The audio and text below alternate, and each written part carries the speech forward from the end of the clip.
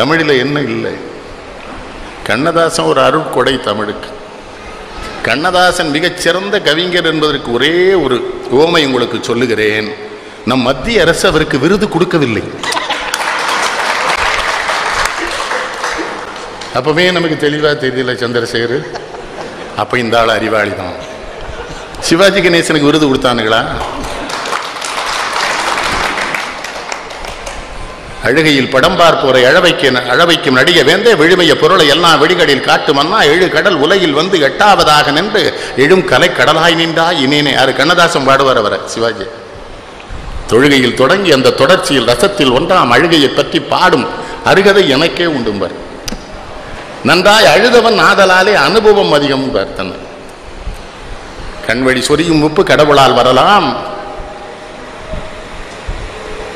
பெற்ற மகனால் வரலாம், மண்வழி வரலாம், தன் மனைவியின் வழியில் வரலாம், நண்பர்கள் வழியிலே தான் நான் கண்ட கண்ணீர் உப்பு. எவ்வளவு பெரிய ஆளு கண்ணதாசன். சினிமா பாட்டு பெற வச்சுங்க. தமிழ்தாய் வாழ்த்து அவர் பாடியிருக்க விதங்கள், கதிர் வெடித்து பிழம்பு விழ கடல் உதித்து சூடாற்ற முதுமை மிகு நிலப்பரப்பின் முதற்பிறப்பு தோன்றிவிட நதிவரு முன் மணல் தரு முன் நலம் வளர்த்த தமிழ் அணங்கே பதி மதுரை பெருவெளியில் பாண்டியர்கை பார்த்த விளையம்பார். நம்ம உலகம் சொல்றோம்ல, விஞ்ஞானத்தில் சூரியன் வெடிச்சது, அதில் உலகம் வந்து அது கதிர் வெடித்து பிழம்பு விழ கடல் குதித்து சூடாற்ற முதுமை மிகு நிலப்பரப்பின் முதற்பிறப்பு தோன்றிவிட நதி வருமுன் மணல் தருமுன் நலம் வளர்த்த தமிழனங்க. எப்படி ஒரு மனுஷனை பாராட்டணும்னா, இறந்து போறவன் பூரா இறந்து போறான், சிலரை மட்டும்தானே காலமானாருங்கிறோம். ஏன்? அவர்கள் வாழ்ந்த காலத்தை அவர்கள் காலமாக மாற்றி வைத்து விட்டு இறந்து போகிறார்களே, அவர்கள் தான் காலமானவர்கள். ஆனால் உங்கள்கிட்ட ரொம்ப அன்பாக கேட்டுக்கிறேன், உங்க சித்தப்பா செத்தாருன்னா காலமானார்னு அடிக்காதீங்க. இந்த தமிழ்நாட்டில் இந்த சுவரொட்டி கலாச்சாரம் பெரிய சங்கடமாயிட்டு. என்ன பண்ணிக்கிட்டேன், இவன் ராமனுடைய தாய் கருப்பாயம்மாள் மரணமடைந்தாருங்க. யாரு ராமே, யாரு கருப்பாயம்மா, ஏன் செத்தா?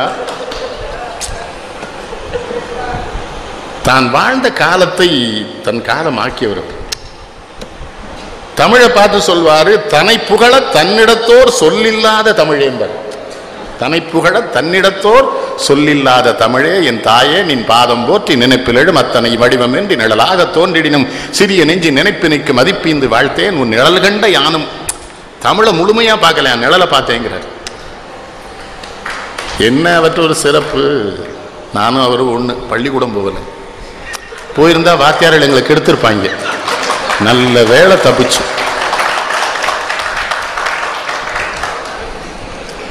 எங்க தந்தையார் சொன்னாங்க, நல்ல வேலை போகலையா, பொழைச்சிட்டீங்க. ஏன்னா அவங்க பள்ளிக்கூடமே போனதில்லை. எங்க தந்தையார் முன்னால கிவா ஜெகநாதன், வாரியார் சாமிகள், தமிழகத்தின் தலை சிறந்த தமிழர்கள் நெல்லைக்கு வந்தா பார்க்க வருவாங்க, கை கட்டி தான் நிற்பாங்க. அவங்க பள்ளிக்கூடம் போனதே இல்லை. கல்லாடம் தலைகளை சொல்லுவாங்க. அவங்க என்கிட்ட சொன்னது, பாரதியாருக்கு பிறகு கண்ணதாசன் தாண்டா கவிஞர்பாங்க. 8ஆவதா பிறந்தவர் கண்ணதாசன். ஒன்றும் அவராக பேர் வச்சுக்கல. வலம்புரி சோமநாதன் வேலைக்கு போகிறாரு. வலம்புரி சோமநாதன், தம்பி உன் பேர் என்னன்னு கேட்குறாரு. அப்போ கம்பதாசன் பாரதிதாசன்லாம் இருந்தோன்னு இவரா சும்மா கண்ணதாசன் இருக்கார், அந்த பேர் நின்றுடுச்சு. அவர் பேர் முத்தையா. முத்தையா. அந்த கடவுளை பற்றி அவர் பாடினது கூட பாருங்க.